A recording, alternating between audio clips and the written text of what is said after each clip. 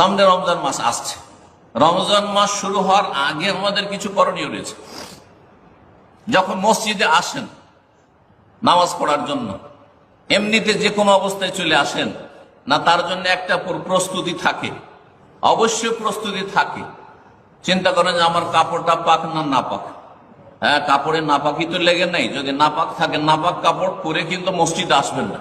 যদি নামাজ পড়ার নিয়ত থাকে তো মসজিদে নাপাক কাপড় নিয়ে, নাপাক শরীর নিয়ে, গোসল ফরজে আছে, উজু নেই, আর মসজিদে এসে বসে আছেন নামাজ পড়ছে, এটা কেউ করবেন না। তাহলে উজু না থাকলে উজু করবেন আপনি, গোসল ফরজ থাকলে গোসল করবেন। কাপড় যদি নাপাক থাকে, যেই জায়গায় নাপাকে লেগেছে কমপক্ষে ধুইবেন অথবা কাপড় পরিবর্তন করবেন। যদি শরীরে গন্ধ থাকে, ময়লা থাকে, ঘেমে আছেন, তাহলে গোসল করে পরিষ্কার পরিচ্ছন্ন হবেন। ঠিক কিনা? এইসব হবে। তার সাথে একটু আতর সেন্ট মারবেন যে মসজিদে যাচ্ছি, হ্যাঁ, যাতে করে আমার শরীর থেকে কেউ গন্ধ পেয়ে কষ্ট না পায়, হ্যাঁ, ইত্যাদি ইত্যাদি। তারপরে মন মানসিক ভাবে প্রস্তুতি একটা, আমি যাচ্ছি আল্লাহর ইবাদত করার জন্য যাচ্ছি, আল্লাহকে ডাকার জন্য যাচ্ছি, আল্লাহর কাছে চাওয়ার জন্য যাচ্ছি, আল্লাহর কাছে কিছু পাওয়ার জন্য যাচ্ছি। এই যে মন মানসিকতার প্রস্তুতি। মসজিদে ঢোকার ক্ষেত্রে যে প্রস্তুতিগুলি বললাম সংক্ষেপে, ঠিক রমজানের আগে ওই ধরনের একটা প্রস্তুতি অবশ্যই হইতে হবে। মানসিক প্রস্তুতি হইতে হবে, আর তারপরে আপনার শারীরিক প্রস্তুতি হইতে হবে। শরীরটাকে সুস্থ রাখার চেষ্টা করতে হবে যাতে রমজান মাসের রোজাগুলি কাজা না হয়ে যায়, হ্যাঁ, ছেড়ে দিতে বাধ্য না হয়ে যায়। তারপরে আপনার মন মানসিকতা এটা থাকবে যে রমজান মাসে আমি মজবুর না হইলে, জরুরি না হইলে আমি সফর করব না। কারণ এই রমজানের মোবারক দিনগুলি পাবো না। ঠিক আছে, আল্লাহ ছাড় দিয়েছে, অন্য সময় কাজা করা যাবে, কিন্তু আমি শখ করে আমি সফর করবো না। আমি রমজান মাসে একই জায়গায় থাকবো, আর যথাসাধ্য এই রোজাগুলি রমজান মাসে মোবারক সময় রাখার চেষ্টা করবো। এগুলি হচ্ছে মানসিক, শারীরিক, ইমানি প্রস্তুতি। আর তার সাথে সারা বছর দিনে বারবার খেয়ে অভ্যাস, ঠিক না? গরিব মানুষও 3 বার খায়, আর যারা সচ্ছল, যাদের খাবার দাবার অভাব নাই আর আইটেমের অভাব নাই, যখন তখন খেতেই আছে, একটু একটু করে এটা খাচ্ছে ওইটা খাচ্ছে, লেগেই আছে সবসময়, খাবার দাবার লেগে আছে। সারাদিনে যে কতবার খেয়েছে আর কতবার পান করেছে ও বেহিসাব, হিসাবই বলতে পারবেন ও যে কতবার আমি খেলাম। এই যে সারা বছর এত বেশি খেয়ে খেয়ে অভ্যাস, হঠাৎ করে যদি লাগাম লাগিয়ে দেন যে না, সারাদিন এই 16 ঘন্টা খেতে পাবি না, 16 ঘন্টা পানি পান করতে পাবি না, তাহলে হঠাৎ করে ফরজ রোজা রাখা মুশকিল হয়ে যাবে।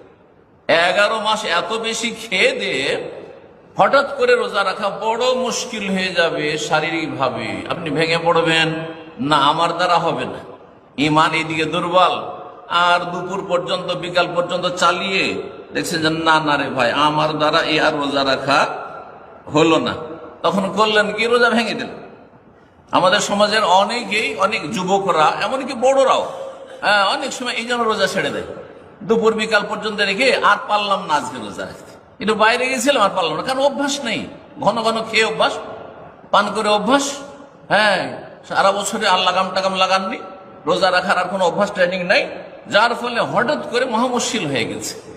এই হিকমতের কারণে শাবান মাসে একটি বিধান রয়েছে। কি বিধান? শাবান মাসের একটি বিধান কে বলতে পারেন? রাসূলুল্লাহ সাল্লাল্লাহু আলাইহি ওয়াসাল্লাম রমজানের পরে সবচেয়ে বেশি যেই মাসটিতে সিয়াম পালন করেছে, রোজা রেখেছে, সেই মাসটি কোন মাস? শাবান মাস। জানা আছে না? সহিহ মুসলিমের হাদিস, নবী সাল্লাল্লাহু আলাইহি ওয়াসাল্লাম, সাহাবীরা বলছেন, কানা, মা আয়েশা রাদিয়াল্লাহু তাআলা আনহা থেকে বলেন, কানা ইয়াসুমু শাবানা ইল্লা কালিলা, শাবান মাসের সামান্য কয়েকটা দিন ছাড়া সমস্ত দিনগুলি, প্রায় দিনগুলি রোজা রাখতেন রাসূলুল্লাহ সাল্লাল্লাহু আলাইহি ওয়াসাল্লাম। রহস্য কি? ট্রেনিং আগে থেকে, হ্যাঁ, অভ্যাস হয়ে গেছে। এই সুন্নত নফলেও শাবানে রোজা রেখে না খেয়ে থাকা, পিপাসায় থাকার অভ্যাস হয়ে গেছে। এখন রমজান মাস আসলে আর কিছুই লাগে না, অভ্যাস হয়ে গেছে। যেমন এখানে আরেকটি উদাহরণ ওলামারা দিয়েছেন, কিছু কিছু ফরজ নামাজ রয়েছে, তার আগেও সুন্নাত, পরেও সুন্নাত, আছে না নেই? রহস্য কি? জোহরের আগে সুন্নাত, আবার পরেও সুন্নাত। কেন?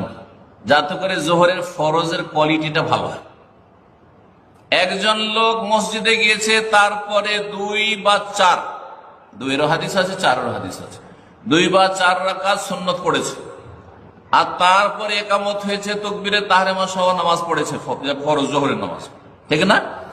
আরেকজন লোক গেল, যেতে যেতে দেখেছে যে একামত হয়ে গেল, আর কোন রকম করে দৌড়তে গিয়ে দৌড় দিয়ে হয়তো তাকবীরে তাহরিমা ধরলো বা প্রথম রাকাতটা ধরলো, অথবা প্রথম রাকাত ছুটলো। দুইজনেই কিন্তু নামাজ পড়লো মসজিদে গিয়ে জামাতে, হ্যাঁ, আর দুইজনে হয়তো 4 রাকাত পেয়েছে ইমাম সাহেবের সাথে। দুইজনের নামাজের কোয়ালিটিতে পার্থক্য আছে না নেই? অবশ্যই পার্থক্য আছে। একজন আগে থেকে প্রস্তুত হয়ে আছে, সুন্নত পড়ে ইমানি প্রস্তুতি, হ্যাঁ, রুহানিয়াত তার মধ্যে এসছে, রুহানি প্রস্তুতি তার মধ্যে, কলবের প্রস্তুতি, শারীরিক ভাবে মসজিদে মওজুদ রয়েছে, তার তাকবীরে তাহরিমা ছোটার প্রশ্নে ওঠে না, আর তারপরে সে অপেক্ষায় রয়েছে, হ্যাঁ, যে কখন একামত হবে আর ফরজ শুরু হবে, রেডি হয়ে আছে। আর আরেকজন যাচ্ছে, আর একটু স্পিডে দৌড়তে দৌড়তে যাচ্ছে অনেক সময়, যদিও দৌড়া ঠিক না বা স্পিডে যাওয়া ঠিক না, নিষেধ করেছে রাসূলুল্লাহ সাল্লাল্লাহু আলাইহি ওয়াসাল্লাম, কিন্তু মানুষ মানে না আজকাল, মনে করছে রাকাতটা ধরতে হবে যাই হোক না কেন। রাসূলুল্লাহ সাল্লাল্লাহু আলাইহি ওয়াসাল্লামের নাফরমানি করে গিয়ে প্রথম রাকাতটা ধরার চেষ্টা, যাতে আবার কাজা না করতে হয়, সময় না বেশি না লাগে। এইভাবে মানুষ যায়, তো এই তো হাফসাচ্ছে, শ্বাস ফুলছে, তার কি আর সেই খুশু হবে?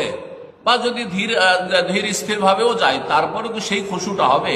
কোয়ালিটি কিন্তু সেটা হবে না। ঠিক ওই রকমই আগে থেকে যারা রমজান আসার আগে থেকে প্রস্তুতি নিচ্ছেন, তাদের রমজানের ইবাদত বন্দেগীর কোয়ালিটি, আর যারা সারা বছর গাফেল হয়ে রয়েছেন, আর তার হঠাৎ করে রমজান আসলো আর ফরজ রোজা রাখে, তাদের কোয়ালিটিতেও পার্থক্য আছে।